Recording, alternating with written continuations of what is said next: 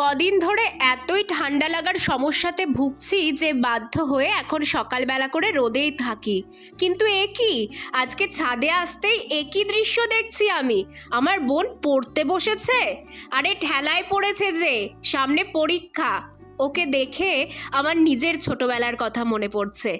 আমিও শীতকালে পরীক্ষার আগে এমন রোদে পড়তে বসতাম। ও বাবা, রোদে দাঁড়াতে না দাঁড়াতেই আমাকে বলছে, মুমু কেমন হয়েছে এগুলো, দেখো আমি ক্লে দিয়ে বানিয়েছি। আমি ওকে বললাম, পড়া বাদ দিয়ে তাহলে এগুলো করতেই ছাদে আসিস। প্রথমে একটু রাগ হলেও ওর বানানো জিনিসগুলো দেখে আমি অবাক। কি সুন্দর গণেশ, শিব ঠাকুর, আরও কত কিউট কিউট জিনিস বানিয়েছে দেখো। পরে আবার বলছে, মুমু আর একটা জিনিস দেখাবো, তুমি মাকে বলবা না তো? বলেই দুটো কানের বের করে দেখালো। সত্যি এই বয়সেই ওর ক্রিয়েটিভিটিগুলো কিন্তু খুব সুন্দর, তবে পড়াশোনায় লবডঙ্কা।